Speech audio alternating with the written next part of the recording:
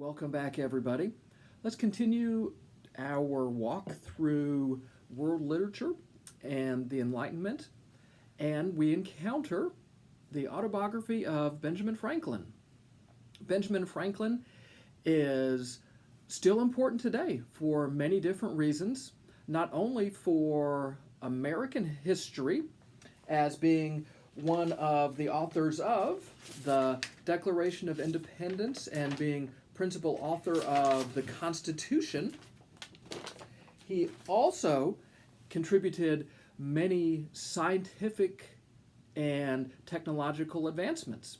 If you'll remember from the period overview, the Enlightenment is a time of great discoveries, and Benjamin Franklin was one of those discoverers. In America, he's principally known as the figure of the Enlightenment. He was, in addition to the works that I pointed out earlier, he was a diplomat, worked really hard establishing connections with the French during the American Revolution. He was a scientist. Many different scientific breakthroughs came about from Benjamin Franklin. Some really neat things that he did. He worked with static electricity, right, that people are familiar with, how you can drag your feet across a carpeted surface and then shock someone. Benjamin Franklin became aware of static electricity, and he even built a very early battery that would store these static electrical charges, and he even, believe it or not, stored up enough charge in his battery to shock and kill a turkey that he then ate. Yes, good old Benjamin Franklin. He also, everybody's familiar with the story of the kite and electricity, right? So Benjamin Franklin then realized that lightning was electricity and came up with the lightning rod. And the building that I'm sitting in now, Harris Hall, atop the highest point, there is a metal bar, and then attached to the metal bar, there is thick metal cable that runs all the way down into the ground, and that lightning rod grounds the building. So when it's struck by lightning, the lightning hits that lightning rod, travels down the electrical cable, and into the ground without damaging the building, right? So thank you, Uncle Ben, for that. Some of the other things that he did, he made improvements to fireplace to improve heating, right? Love that. As well as bifocals. Thank you, Uncle Ben, for bifocals. So there's so many different things with Benjamin Franklin that, his figure, the figure of Benjamin Franklin is still revered today. Recently made the cover of Time magazine, which, if you've been dead for hundreds of years and you're still talked about as well as featured on the cover of a magazine, I think that you've lived a pretty good life, and Benjamin Franklin is one of those. So, with his autobiography, we just have, passages for us to look at. So, what could we say about Benjamin Franklin? One significant thing that comes to my mind from reading about his early life and his work as being a printer is that very early on, he realized that part of being successful was not only working hard, but having the appearance of working hard. So what does that mean? For example, if you're walking into work, right, don't walk with your hands empty. Right? You want to have a briefcase or a satchel or a backpack, right? Even if it's just holding your lunch, you want to have the look that you're taking work home, right? So that idea, right, we could trace back to Benjamin Franklin. He was working hard, but then he realized that when he was walking through town, people were looking at him, so he needed to have, something that gave the appearance of working hard. Benjamin Franklin also, in his printer shop, would leave candles burning. People think it was a safety hazard. Not so much. He would leave candles burning even when he was asleep at night, so that when people were walking past on the street and they would look up into his windows and see light, right? So they automatically supposed that Benjamin Franklin was working late into the night hours when in fact he was sleeping. Wow. So hard work and the appearance of hard work are both important.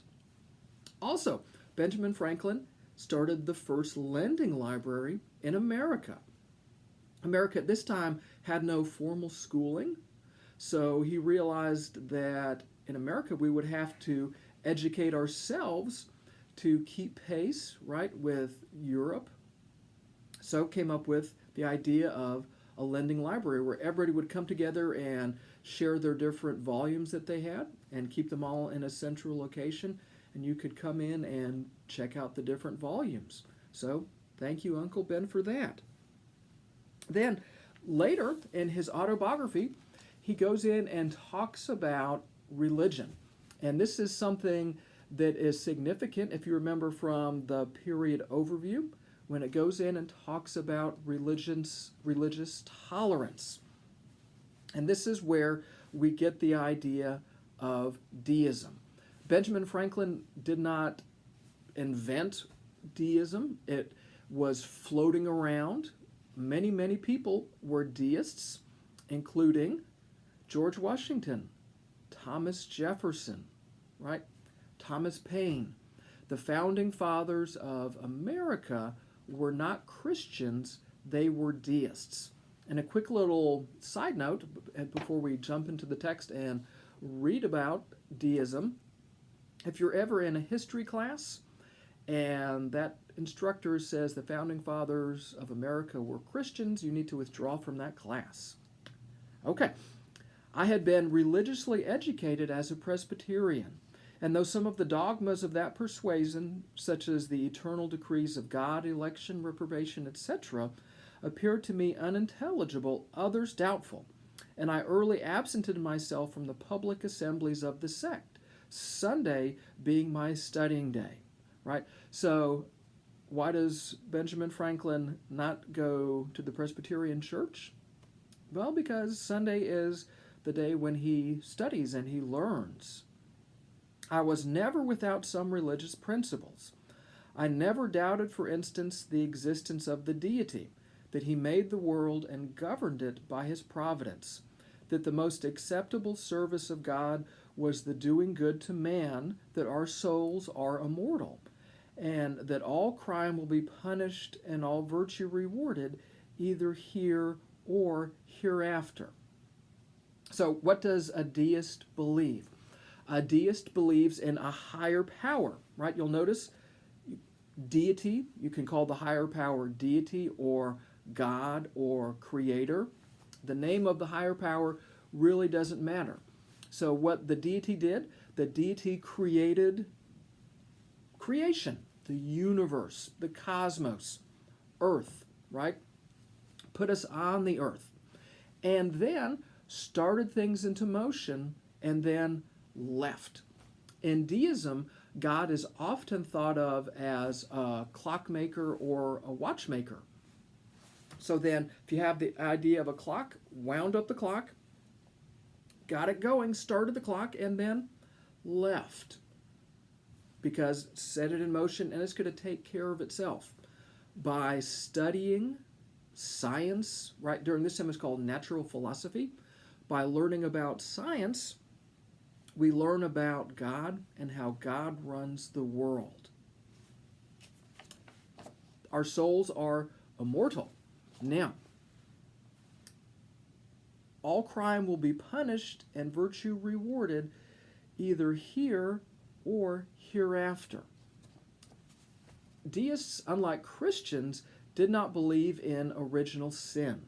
Original sin is the Christian teaching that everyone upon birth is damned and is bound for hell unless he or she seeks salvation through the figure of Jesus, right?